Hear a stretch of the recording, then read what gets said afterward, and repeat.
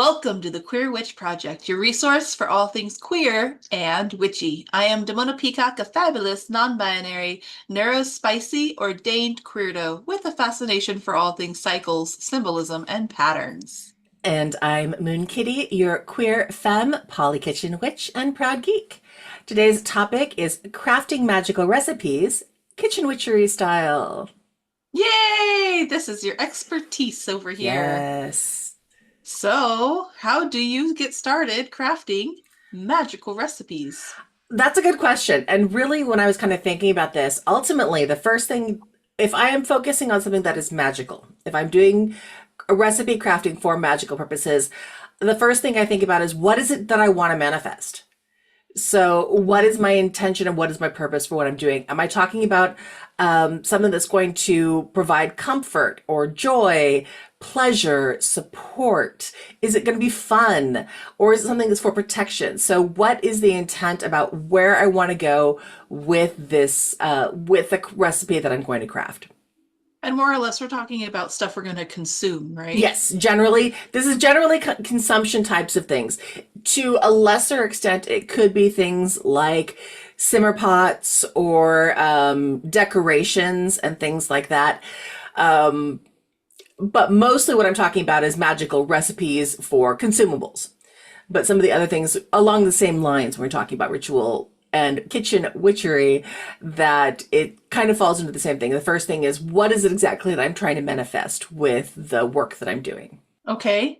We pick a topic, some kind of, Mhm. we have a reason to craft a magical recipe Mhm. because we need this, that, or the other thing, protection, sensuality, whatever it is. So the flavors matter. Yeah, so I think about what it is I want to manifest. And then the first thing after that is I think, is there a flavor that comes to mind when I think about that thing? So if I'm thinking about comfort, to me, Mm. what comes to mind is baked bread, or the cinnamon is a very comforting spice to me. Mm. Apples are very comforting.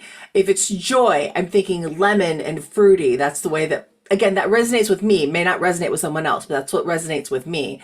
If I'm talking about pleasure, I think of cherry and chocolate and rich red wine and Mm. these kind of luxurious kind of feeling things. If it's support, I think of lemon, orangey, herby stuff, tomatoey stuff. It has a very Mm. connection with me for a supportive kind of structure. And I'll So explain why in a acidic. second. Kind of, but there's another reason for that one too. And fun and fruity is to me, they go together really well, especially pineapple and grape, because I love those Mm. so much. To me, those come out too. Also, textures of crunchy and sweet also come out with fun Hmm. for me. And if I'm talking about something like protection, then to me, those are deeper, complex flavors. And they tend to lean more towards the savory aspect of it, whereas some of the other ones may lean more sweet. And then after I think about if there's a flavor, I think about, is there a memory that I associate with any of those flavors? Because again, to me, my kitchen witchery is all about things that are connected to each other. And my magic is all about connections and elemental aspects and how those things all tie together. So for me, Mm. memory is a huge important part of that. So basil and I can see tomatoes, flavor and memory being very tied in, just like smell and memory can exactly. be. Exactly. So basil and tomatoes, they always remind me of my Italian grandparents, my Nani and Papa. And I learned a Oh, lot of my cooking skills, and a lot of what I learned at my grandmother's hands. She taught me how to do a lot of these things. And while she was not a practicing witch by any means, I am convinced was a sassy gay man in another life. She had that energy and that vibrancy that, were she born of a different time, I could absolutely see her being and having that kind of ancestral energy to it. So basil and you probably get tomatoes, your witch blood from her, a whether little she bit embraced it or not. energetically to speak, because my father was Yeah. adopted. So bloodline, there's not technically anything there, but energetically, connection wise, Inspiration. Yeah. inspirational wise, there absolutely is. Yep. Lemon flavors, toffee flavors make me think of my mom. Spruce and pine remind me of family vacations as a child. So that Mm. joy and excitement and that eagerness that comes out. And interestingly enough, for all those things are positive, but there are other things that may have a negative-ish connotation. So for me, lavender reminds me of an ex-boyfriend. So a lot of people love lavender for sleeping and lavender for this and lavender for And that. And I relaxing and calm. relaxing and calm, and that is not what it evokes for me at all. It's funny because I have a friend who's allergic to lavender, so if they get anything lavender, they give it to me. They're like, "Here, I Mhm. can't have this." Yeah. I'm not allergic, and there are certain circumstances. It wasn't a bad ex-boyfriend by any means, but it's definitely one of those that It's an it's association an association. So I'm really sparing about what I use lavender in because of those reasons. So because memory matters. memory matters, especially when you're talking about doing something that's so intimately intuitive and connected to who you are yourself. So start with, what do I want to manifest? Is there a flavor? Hmm. Then is there a Is there a memory memory? associated with Okay. it? And so now I've got kind of this basics for where I want to go with it. And then from there, it's a lot of trusting my intuition. I have a lot of various cookbooks or recipes, and I'll Hmm. just look through and see what sparks imagination, what sparks joy, going, ooh, that's what I want to do, or I want to try this, I want to try that. And again, because of the nature of the way my magic tends to work, oftentimes what I am feeling and what captures my imagination will have the ingredients and the herbs and the ingredients that have that magical properties to manifest what it is I want. It's very rare that I'll look at something going, ooh, I want to do this and I want to try this for magical purposes, and it have ingredients that are counterintuitive for that magic. Right. So you So you happen upon what feels right, and then you find out that it has magical it has ingredients with purposes magical that properties that I can incorporate into making it into a magical work. so it already then affirms that your intuition was already leading you in the right direction. Exactly. Isn't that how it always goes? Yeah. It Because I really always is. feel like when I get messages from spirit through the cards, a lot of the times it's not something that I haven't heard before, or that they haven't heard before, Mhm. or that they don't already know, but they just needed it confirmed. Right. Or it's oftentimes it's because my body has a craving for something and it knows Oh what it yeah. needs, and now it'll go out and seek and find what will get me to that next point, what will get me to the point to be able to magically, energetically infuse this to bring me to the next step that I need in my magical practice. Nice. So for example, like if I'm looking for fun, I might do a lemon bar or a focaccia or something else that's kind of has those elements that kind of into it. If I'm looking for Do you comfort, also like want something that's fun to make then? Like so you if you're having fun making it, yeah, it also incorporates the energy of the fun when you're eating, hmm, you're creating more joy in your life. yeah, it can. Sometimes it's not all fun and games. Sometimes cooking can be make me meditative. Sometimes it can be Ooh. fun, and sometimes it can be pure drudgery. It's really a matter of how my mental state is at the time. A labor of love.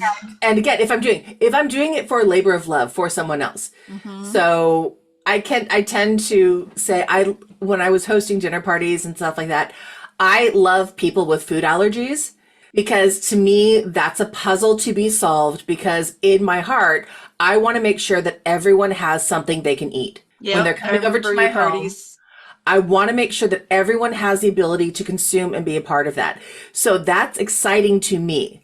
That is not exciting to a lot of people. So I take that energy and I find joy in that. So there is a joy element that comes out when I'm making something to that end for someone, or for Yep. someone else, it's like, oh my God, there's too many things to think about. To me, there's an energetic joy so that comes out into it. So yeah, absolutely, the mood that I'm in can make a difference in what I am doing. But if I'm exhausted, tired at the end of the week, really trying to pull things out, trying to make a really fun birthday cake or really something fun for something else becomes very difficult to do. And Mm. that's where we've talked about in other episodes, you kind of have to set aside your current emotional state and get into a state that is conducive to what you're working. Yeah. So, out of curiosity, magically, is there a difference between like working with sweet flavors versus savory flavors? Yes and no. Honestly, it really, to me, they evoke different moods. Okay, yeah. And because they evoke different moods, then that will affect what it is. Now, it's never black and white when we're talking about this kind of stuff. I'm sure But it's a lot of personal experience too, depending yes, on, yeah. there's some of that. But something like a rich, thick stew Mm-hmm. is less likely to invoke a quick, energetic boost or fast magic. So if I'm trying to do something that I need It'll quickly, be I want nap fast magic, magic. boom. A deep, savory, long time cook is not going to be something that's going to invoke fast magic. Right. But if you want slow, steady work in the background, Mm-hmm. if you want something that's going to say, hey, I am working towards building my health and eating healthier. So now I'm going to put all of these amazing vegetables with these properties, with these herbs into a stew that's going to nourish my body and also set long time term goals of better health and energy. That is absolutely something that would work in a savory kind of connotation for a stew. But like a quick, fast, happy, energetic magic, that's where desserts tend to be a lot more conducive to something like that. And Yeah, get your salads sugar can too. fix. Yeah. I mean, salads can too. Fruit salads, I've done the, Yummy, yummy. yes, the very first episode we did talking about, or one of the first Kitchen Witchery episodes talking about my Yeah. summer fruit salad for Pride. And that's a really energetic, really happy kind of thing that's quick to do. It has some savory elements, but it's much more sweet. And even green salads that are not necessarily heavy on the fruit, the ingredients that go into it can offer a really quick health boost. So sweet and savory, depending on thing. I'm trying to think of a really savory quick boost, and I can't My as only much, thing but I I'm sure can it's think there. of is like the magic of chicken noodle soup. Yes, Like, but even then, chicken noodle soup generally takes time to cook uh, and stuff like can't, that. I'm thinking Campbell soup, but Well, okay, yes, and that's not there's really a crafted recipe. But I was just thinking about like how, for me personally, I remember one time I was just so sick. I had no energy. I couldn't eat. I had no energy. Like I couldn't get myself up off the ground. I was so Mhm, sick. And my partner at the time convinced me to eat chicken broth. mhm. And I was like, ew, like not going to do anything. And I don't know if I can get it down, but I did. And I was like, chicken broth's nothing, right? But it's amazing how much energy you can, I couldn't Yes. get myself up off the ground and I finally got food into me and I could like move my body. And I will never forget like how the kind of magic that chicken Mhm. broth, just the plain old chicken broth brought into my life when I'm fighting off an illness. Yes, absolutely. That's a really good example of a savory, but there's also something to that that kind of goes in with the idea of like a potion almost in that sense that it is Hmm. you were imbibing it because someone told you this had a magical property that would help you regain Yep. the health that you needed. So therefore you were drinking it with the intention of Yeah. magical intention to do this, whether you believed it or not at the time, Right. whatever it was, the way it was presented, the way it was given to you, presented it as a potion, which then infused it with that magical property aspect of it to then allow it to be that kind Makes of sense. thing that would nurture you. Yeah, that makes sense. So, do you have any like reference guides that you use to help you craft your magical recipes? Absolutely, and not at all. Um, Yes and no again. yes. If you can't tell, a lot of my magic works in the gray. No, there are all of the magic books that I have collected over the years. Almost every magic book has some sort of section on herbs, right? Hmm. And if not, there are books on the internet that are just on herbs. I found a really great one recently called The Guide to Magical Herbs by Judy Ann Nock. There are so many things that have relating about where to find herbs. And bless their hearts, the internet as well. We live in that modern age where you can literally Right? go and type in what is the magical property of basil or what herbs provide protection and get Yep. a immediate at your fingertips the answer to a lot of things. And I know this is one of those things that on a slight side rant is a lot of people tend to go, well, it's the internet, all the information's there, why do you need this anymore? But the thing is, if you think about the general time frame of knowledge, once upon a time, if I lived in a small city in Sacramento, prior to the internet, prior to anything else, I would have very limited access to a lot of different herbs and spices that came from other parts of the world. Now, Right. could I maybe have found a specialty store who was able to supply those kinds of things? Maybe, but my chances of finding that are little. And especially the more rural you go, your Hmm. chances of finding those things that are outside your area or outside the mainstream are very, very slim. But now, with the invention of the internet, we have access to more things. I wouldn't have known about the magical properties of, say, mugwort because that's not a native plant to where my area is. But someplace else on the East Coast, like absolutely. But somewhere on the East Coast is not going to know the magical properties of avocados. Right. Right. So having something that gives you all this information at your fingertips has made it more accessible and makes it a lot easier to find information about where to go. So do I have a book or a reference guide that I use for? No. Do I have a lot of them? Yes, because I pulled them from different parts and find what works and what doesn't on that. And same thing with other things. So it's not just herbs. I have found a recent book. It's called The Book of Kitchen Witchery by Caradwyn Greenleaf. And I found The Nice. Witch's Feast by Melissa J. Madara. And these are all really cool books that have come out in like the last 2 or 3 years that have different aspects that talk about herbs from all over the place. The Witch's Feast is phenomenal. It has like feasts for your zodiac sign. It has old Norse pagan feasts. It has talks Wow. about different types of foods from different areas and how to make different things from movies. And it's really kind of cool that kinds of talks about different recipes, and there are actual recipes that you can follow along with the history of those recipes that you can put together That's this kind cool. of magical feast if I you love want to do it. something like that. So there's a lot of really cool things that are happening in this modern age as witchcraft has become much more accessible to people, and that The collective accessibility. conscious that is the internet has definitely made the ex- worlds a lot smaller. exactly. Thank you, Mercury, for passing and spreading that Yes. communication out. It has made access for so Yeah. many people a lot easier in a lot of ways, not just for the knowledge, but access to the ingredients so you can get things that you may I not was be gonna able say, to.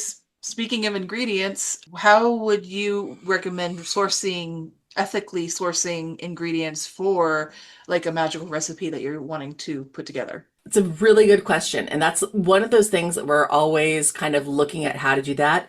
The first thing, the best way to ethically source your ingredient is to grow it at home. If you Now, can. you can't. Now, a lot of us don't have access to the space, the time, the energy, the skill to do Mhm. that. But by far is the most ethically sourced way to do it is to grow it Yep. yourself. Or get After, involved with a community garden if you can. yeah, community Those are gardens, rad. farmers markets. That's the Yes. secondary place where I get a lot of Love things. farmers I markets. love farmers markets because you can get a wide variety of what is local to your area. Yep. And sometimes the best, if you're talking about doing spell work that especially relates to protection or things that really embody the home, if you can use ingredients that are local to your area, just add another layer of dimension to that aspect of self. Now, not saying something bought in the grocery store is bad or anything like that, but again, it's another layer that just adds dimension to anything. Right. I Uh, mean, and if you have no other option, of course, by all means, you can get your yeah, stuff from the grocery store. absolutely, all the time. For spices and herbs, Hmm. especially, again, this world has just opened up with the internet. And ideally, looking for freestanding spice shops or online spice websites that promote free trade or donate a portion of the proceeds for ethical issues. That's really where I want to go. Again, I'm not saying if your only access is through Amazon or something like that, that then you can't get things that way. You can. But if you have the ability, if you Hmm. have, because it's going to cost more, and this is why I say this is one of those things, if you have the ability to purchase from more ethically sourced websites or something, that would be the way I recommend. And my favorites for those, Curio Spice Company. I Hmm. love their stuff. I use their saffron sugar in my magical salad.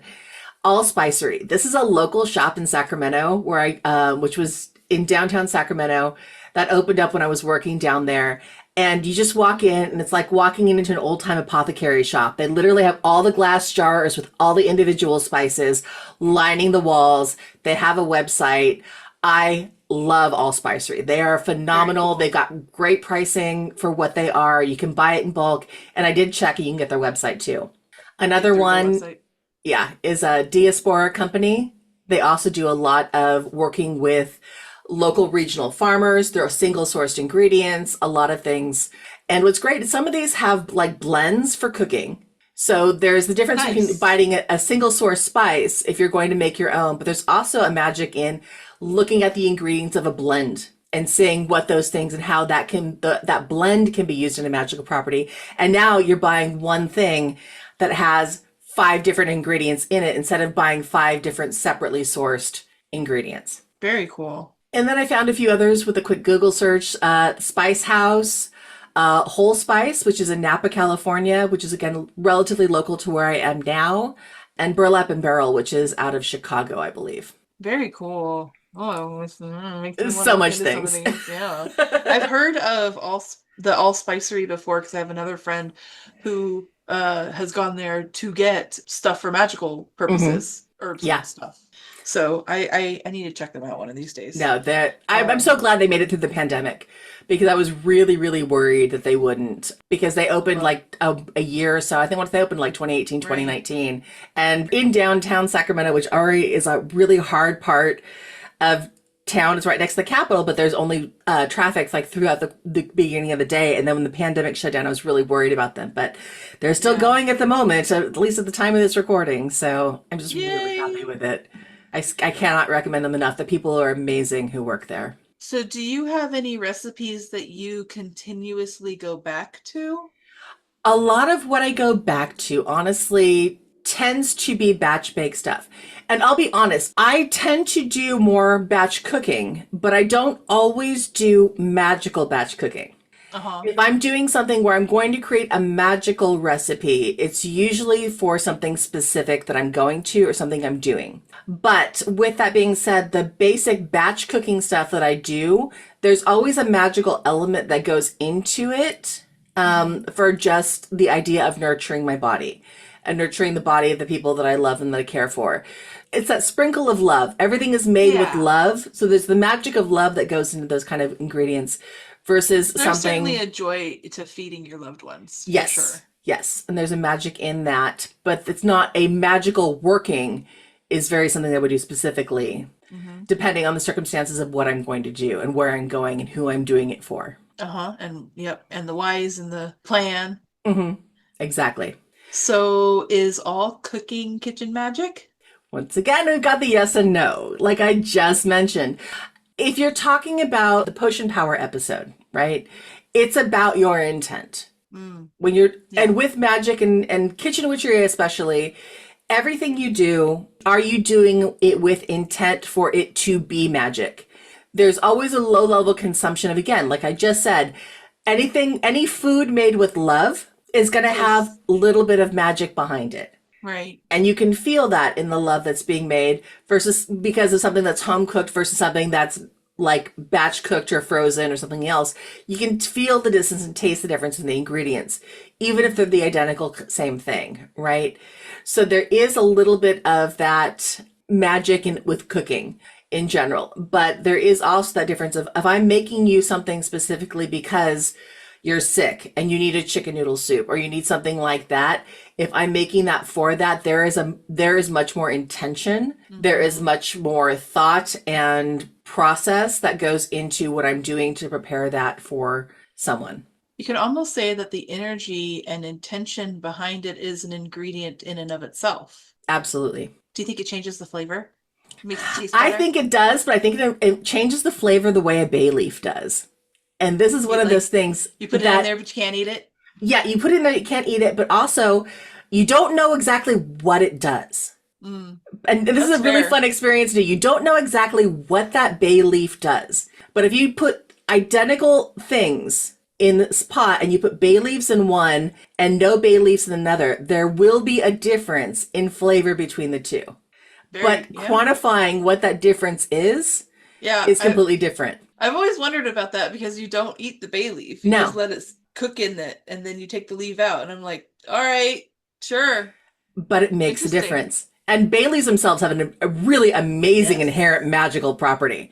So it's Hmm. bay leaves are super easy, magical tool, a magical herb that's just it's amazing and fun.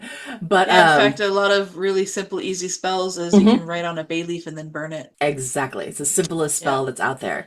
So yeah. yeah, so it's the magic of the bay leaf. You don't know what Magic it of the does, bay but it leaf. does something. I love it. It definitely changes the flavor. So does the Yeah. love and Ask the energy any and the intention. exactly any food that you get from any grandmother who's made something, Yeah. it's gonna taste better than if you got that same thing at Yeah. a restaurant. That's true. That's very true. The irony being that my grandmother used to cook at a restaurant, but Mhm. yeah. I'm not saying grandmas don't, But because sometimes that I'm just comes saying through, but my grandma was a good cook. That's all I'm saying. I miss her. me too. Me too. Yeah. Yeah. Is there anything else you wanted to add about crafting magical recipes? Any wisdom? Ultimately, I think what I would want to add, if there's anything, is be adventurous. Like you said, this is your choose Mm, your own adventure, and kitchen witchery especially is really truly a you customize it and you make it what you want it to be. If there's anything else I could say, it's the most, to me, it's the most accessible form, but that's because I grew up learning how to cook, knowing that kind of stuff. So I recognize that for those who do not enjoy cooking in any way, shape, or form, it is not necessarily an accessible thing. But for, in general, for the concept of kitchen witchery, cooking is the easiest kind of thing to do to start with, because if you are following a recipe, it is like following a ritual. It is telling you exactly what you need to I love do, it. exactly in order, and you will come up with something at the end. Will it get better as you learn more over time? Absolutely.